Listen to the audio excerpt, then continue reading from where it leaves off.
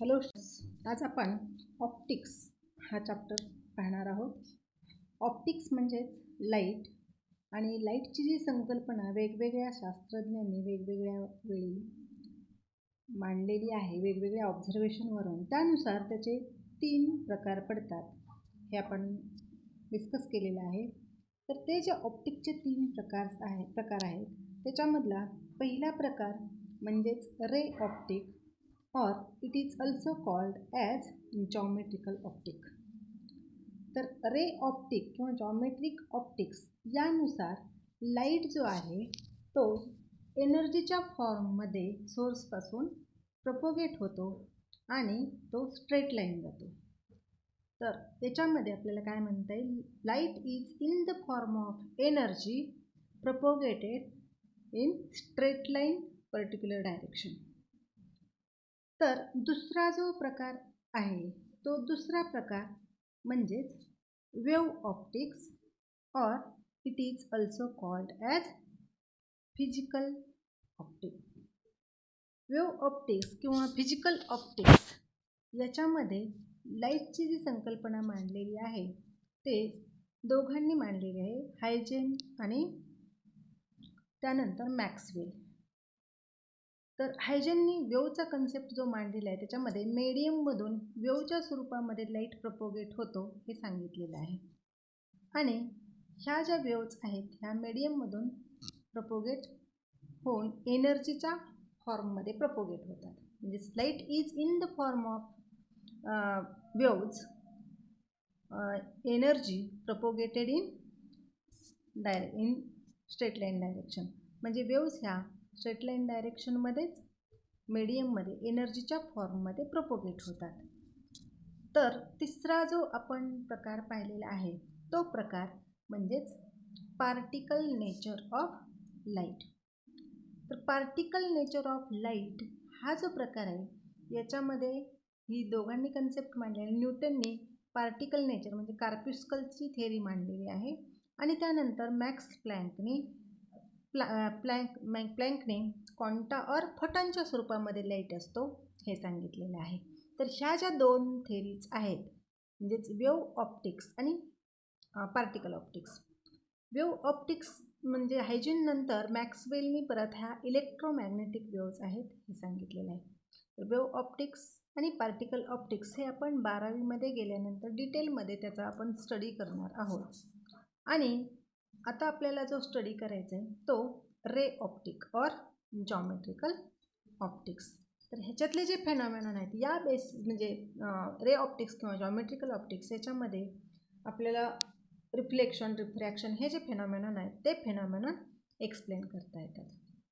आता आपण particle nature of light हा जो तिसरा प्रकार पाहिलेला आहे तो न्यूटननी मांडलेला. सुरुवातीला light is in the form of small tiny particles called as corpuscles. त्याला काय म्हणतात, कार्प्युस्कल्स असं म्हणतात. म्हणजे हा पार्टिकलच्या स्वरूपामध्ये आहे हे सांगितलेलं आहे. तर हे जे पार्टिकल्स आहेत ह्या पार्टिकलच्या वेगवेगळ्या साईजमुळे आपल्याला कलर्स दिसतात. त्यानंतर वेगवेगळ्या सोर्सपासून हे पार्टिकलच्या स्वरूपामध्ये हा लाईट बाहेर पडतो. पण याचं मास कमी व्हायला पाहिजे पण ते होत नाही. हा एक त्याचा मेन ड्रॉबॅक असल्यामुळं ही जी थेअरी आहे ती थेअरीचे ड्रॉबॅक्स नंतर रिमूव्ह करून काय झालेलं आहे, हायजेननी थेअरी मांडलेली. तर या थेअरीनुसार असं सांगितलेलं आहे की हे पार्टिकल जे आहेत ते रेटिनावरती पडल्यानंतर आपल्याला व्हिज्युअलायझेशन होतं. आता दुसरं म्हणजेच आपण रे ऑप्टिक्स आता आपण स्टडी करणार आहे. तर रे ऑप्टिक्स म्हणजेच प्रकाशकिरण सरळ रेषेत आपण जातो आणि स्ट्रेट लाईन डायरेक्शनने एनर्जीच्या फॉर्ममध्ये प्रोपोगेट होतो हे सांगितलं. जसं आपण एखादा बॉल ज्यावेळेस भिंतीवरती आपण फेकतो त्यावेळेस तो बाउन्स होऊन परत त्याच डायरेक्शनने आपल्याकडे येतो. म्हणजेच काय होतं तर त्याचं रिफ्लेक्शन होतं. थोडक्यात त्या भिंतीपासून बॉल जो आहे तो बाउन्स होऊन जो आपल्याकडे येतो त्याच पद्धतीने लाईटसुद्धा एखाद्या रिफ्लेक्टिंग सरफेसपासून बाउन्स होतो. पण तोच जर समजा आपण ऑब्लिकली इन्सिडंट केला तर त्याच डायरेक्शननी परत न येता त्याची डायरेक्शन काय होते, चेंज होते. आणि ही डायरेक्शन जी चेंज झालेली आहे ती कशी चेंज झालेली आहे तिथं आपण पाहू शकतो. म्हणजे नॉर्मलच्या डाव्या बाजूनी समजा इन्सिडेंट झालेला असेल इन्सिडेंट केले असेल तर उजव्या बाजूने तो बाहेर पडलेला आहे आणि हा मधला जो आहे तो आपण सरफेसचा नॉर्मल घेतला आहे. In the same manner light is also reflected. लाईटचं रिफ्लेक्शनसुद्धा ह्याच पद्धतीनं होतं आणि तो रिफ्लेक्टेड राहील. लाईट जो आहे तो आपल्या रेटिनावरती पडून आपल्याला व्हिज्युअलायझेशन होतं. आता रिफ्लेक्शनची जी प्रोसेस आहे याच्यामध्ये जर आपण पाहिलं तर हा नॉर्मल आहे, सरफेसवरती इन्सिडंट झालेला. हा जो आहे तो इन्सिडंट रे आहे आणि इकडं आपल्याला रिफ्लेक्टेड रे दिसतो. तसंच रे ऑप्टिकनुसार आपल्याला रिफ्रॅक्शन पण एक्सप्लेन करता येतं. रिफ्रॅक्शनच्या प्रोसेसमध्ये बघूयात आपण, हा जो बेंड झालेला लाईट आपल्याला दिसतो इथं म्हणजे डेन्सर मीडियम आहे. म्हणजे रेअरर मीडियममधून तो डेन्सर मीडियममध्ये येताना हा बेंड झालेला आहे आणि बेंड होऊन तो परत आणखीन डेन्सर मीडियममधून रेअरर मीडियममध्ये बाहेर पडताना परत आणखीन तो बेंड झालेला आहे. म्हणजे याचा पाथ चेंज झालेला आहे. तर आपल्याला काय म्हणता येईल इथं, इट चेंजेस इट्स पाथ. म्हणजे when light is propagated from one medium to another medium it changes its path. तर रिफ्लेक्ट होताना पण त्याचा पाथ चेंज होतो आणि त्यावेळेस हे जे दोन अँगल आहेत हे दोन अँगल आपल्याला सेम दिसत आहेत. तर आपण आता याचे लॉज स्टडी करूयात. तर हे लॉज स्टडी करण्यासाठी आपण हा बोर्ड घेतलेला आहे. तर त्या बोर्डवरती आता आपण एखादा समजा रिफ्लेक्टिंग सरफेस घेतला. Suppose this is the reflecting surface. आपण रिफ्लेक्टिंग सरफेससाठी हा एक इथून इथपर्यंतचा आपण हा रिफ्लेक्टिंग सरफेस घेतलेला आहे. या रिफ्लेक्टिंग सरफेसवरती suppose reflecting surface like mirror म्हणूयात आपण. ज्यावेळेस लाईट इन्सिडेंट होतो त्यावेळेस हा जो इन्सिडेंट झालेला लाईट आहे सरफेसवरती समजा या ठिकाणी इन्सिडेंट झालेला आहे. तर इथं आपण ह्या सरफेसला जर नॉर्मल काढला, इथून इथपर्यंत आपण समजा असा नॉर्मल काढला, दिस इज द नॉर्मल. आणि इथं जो आहे हा आपण नॉर्मल घेऊयात. इथं जो सरफेस आहे त्याला आपण XY म्हणूयात. आणि इथं आता आपण जे इन्सिडेंट रे घेतलेला आहे तो नॉर्मलला जो आहे नॉर्मलच्या डाव्या बाजूला आहे. Suppose this angle is I. हा अँगल काय घेतला आपण, आय हा अँगल घेतला. आणि इथनं आता काय होईल, ज्या पॉईंटला हा सरफेसवरती टच झालेला आहे किंवा इन्सिडेंट झालेला आहे त्या पॉईंटपासून याचं रिफ्लेक्शन जरी होईल तर ते जे रिफ्लेक्शन आहे ते रिफ्लेक्शन या प्रकारे होईल. इथं स्ट्रेट लाईन डायरेक्शनमध्ये या प्रकारे रिफ्लेक्शन होईल. आणि हा जो अँगल आहे तो अँगल म्हणजेच अँगल ऑफ रिफ्लेक्शन. हा अँगल दाखवूयात आपण आरने. तर या प्रकारे याचं रिफ्लेक्शन होतं. जर नॉर्मली इन्सिडेंट झालेला असेल म्हणजे ह्या डायरेक्शनने जर इन्सिडेंट झाला तर तो सेम डायरेक्शनने काय होईल, बॅक येईल म्हणजेच बाउन्स होईल. आता आपल्याला ह्याच्यावरून याचे लॉज सांगता येतील. जर आपण फिगर ऑब्झर्व केली तर आपल्याला म्हणजे इथं दिसून येतं की दिस इज द इन्सिडेंट रे. हा जो रे आहे तो कोणता आहे, इन्सिडेंट रे.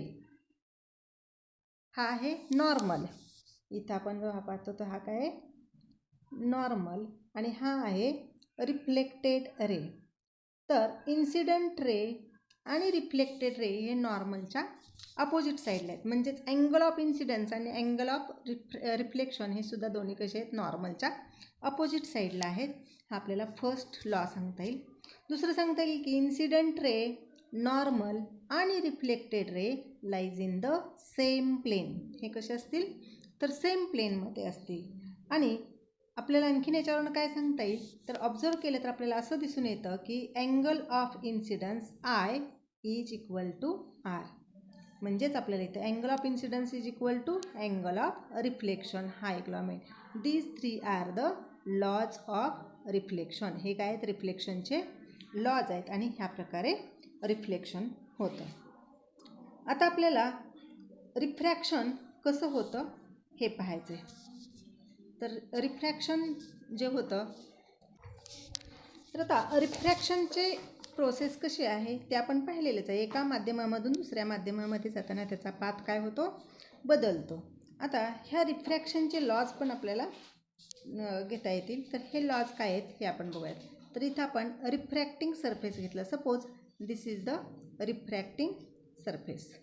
हा जो आहे तो आपण इथं रिफ्रॅक्टिंग सरफेस घेतलेला आहे. हा जो रिफ्रॅक्टिंग सरफेस आहे लाईक ग्लास ब्लॉक. इथं आपण समजा हे मीडियम जे आहे ते आपण ग्लास मीडियम आहे असं घेऊयात. तिथं glass, this medium is glass. आता हे जे मीडियम आहे ते मीडियम आहे air. Now if suppose light is incident on this surface, refracting surface, ह्या रिफ्रॅक्टिंग सरफेसवरती हा इन्सिडंट झालेला असेल, तर आता आपल्याला काय सांगता येईल बघा. इथंही आपण ह्याला नॉर्मल काढला, म्हणजे ह्या बिंदूतून आपण इथं ह्या सरफेसला नॉर्मल काढला. This is normal. Now this ray refracted in this direction, ह्या डायरेक्शनने तो काय होईल, रिफ्रॅक्ट होईल. म्हणजे तो स्ट्रेट लाईन ह्या डायरेक्शननी न जाता, या डायरेक्शननी स्ट्रेट लाईन न जाता तो काय झालेला आहे, तर या डायरेक्शनने, म्हणजे आपल्याला इकडं बेंड झालेला दिसत आहे. तर हा जो बेंड झालेला जो आहे, या ठिकाणी आपण रिफ्रॅक्टेड रे काढूया. दिस इज द रिफ्रॅक्टेड रे. म्हणजे इथं त्याचा ओरिजिनल पाथ आहे. हा स्ट्रेट लाईन जर गेला असता तर तो ह्या डायरेक्शनने गेला असता, पण इकडं न जाता तो काय झालेला आहे, इकडं नॉर्मलकडं झुकलेला आहे. तर हा जो आता अँगल ऑफ इन्सिडंट रेनी नॉर्मलशी केलेला जो अँगल आहे त्याला आपण अँगल ऑफ इन्सिडन्स असं म्हणतो. तर रिफ्रॅक्टेड रेनी नॉर्मलशी केलेला जो अँगल आहे त्याला आपण अँगल ऑफ रिफ्रॅक्शन असं म्हणतो. तर हा जो अँगल ऑफ इन्सिडन्स आणि अँगल ऑफ रिफ्रॅक्शन जो आहे तो इथंही आपल्याला दोन्ही नॉर्मलच्या अपोजिट साईडलाच दिसते. म्हणजे हा जो लॉ आहे तो रिफ्लेक्शनसारखाच आहे.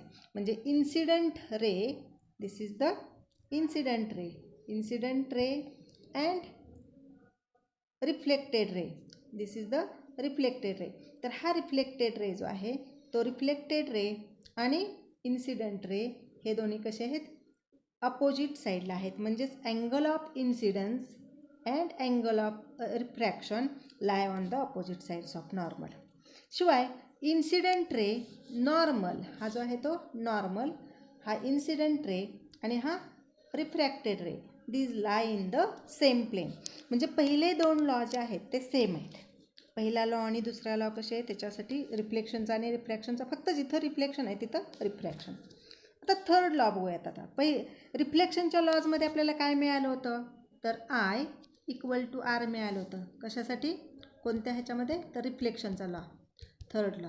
तर आता ह्याच्यामध्ये याचा जो लॉ आहे, तिसरा लॉ आपल्याला पाहायचा आहे रिफ्रॅक्शनचा, त्याच्यामध्ये आय आणि आर सारखे दिसतात का, तर इथं आपल्याला सारखे दिसत नाहीत. म्हणजे हा पूर्ण अँगल जो आहे तो विरुद्ध ह्याचा आहे, म्हणजे हा पूर्ण अँगल आय आहे. पण आपला आर जो आहे तो इकडं बेंड झालेला असल्यामुळे आता कमी मिळालेला आहे. म्हणजे आर हा आयपेक्षा कसं आहे, कमी आहे. म्हणजेच I is not equal to R. म्हणजे रिफ्रॅक्शनमध्ये आय आणि आर आपल्याला सारखे मिळत नाहीत. पण जर का आपण या दोघांच्या साईनचा रेशो घेतला, म्हणजेच sine of angle of incidence and sine of angle of refraction, ह्या दोघांचा जर रेशो घेतला तर तो त्या मीडियम पेअरसाठी, म्हणजे आता इथं मीडियम पेअर कोणते, एअर आणि ग्लास, म्हणजे एनीवेअर, म्हणजे तिथं ठिकाण कुठलं का असेना आणि वेळ कुठली का असेना, ऑल टाईम आणि ऑल एव्हरीवेअर, हा जो रेशो आहे तो रेशो मात्र कसा राहतो, कॉन्स्टंट राहतो. आणि हा जो कॉन्स्टंट आहे, this constant is non as refractive index. यालाच काय म्हणायचं, रिफ्रॅक्टिव्ह इंडेक्स असं म्हणायचं. तर रिफ्रॅक्टिव्ह इंडेक्स हा ज्या मीडियममध्ये जातो, म्हणजेच हे सेकंड मीडियम, ह्या सेकंड मीडियमचं असणार आहे. फर्स्ट मीडियम म्हणजे एअर आहे, म्हणजेच एअरमधून तो ग्लासमध्ये जातो, म्हणजे फर्स्ट मीडियममधून सेकंड मीडियममध्ये जातो. तर this refractive index is denoted by n. If suppose n1 is the refractive index of first medium and n2 is the refractive index of second medium, then refractive index of second medium with respect to first medium, म्हणजे second मीडियमचा refractive index म्हणजेच n2 divided by काय असेल, n1 is equal to sine I upon sine R. म्हणजे this ratio is constant. म्हणजे हा ratio कसा असेल, कॉन्स्टंट असेल. म्हणजेच याच्यावरून आपल्याला काय म्हणता येईल, तर ह्या दोघांचा जर आपण तिरकस गुणाकार केला, तर हा जो तिरकस गुणाकार आपण ह्याचा जर घेतला, तर तिरकस गुणाकाराने काय मिळेल बघा, n1 sine I is equal to n1 sine I equal to n2 sine R. These are the laws of refraction. आणि हा जो आहे याला आपण रिफ्रॅक्टिव्ह इंडेक्स म्हणतो. म्हणजेच दिस इज इक्वल, म्हणजे this ratio is constant according to Snell's law, म्हणजे this law is called as Snell's law. म्हणजेच refractive index of second medium with respect to first medium is the ratio of sine of angle of incidence to the sine of angle of refraction is the law of Snell's law of refraction. हा रिफ्रॅक्शनचा Snell's law म्हणून ओळखला जातो, हा जो law आहे तो. आणि according to this law आपल्याला रिलेशन काय मिळाले, n1 sin I is equal to n2 sin R. तर या प्रकारे आपण रिफ्लेक्शनचे आणि रिफ्रॅक्शनचे लॉ स्टडी केलेले आहेत. तर हा व्हिडिओ नीट ऐकून समजून घ्या आणि याच्यानंतर नोट्स दिलेल्या आहेत त्या लिहून काढा. थँक्यू.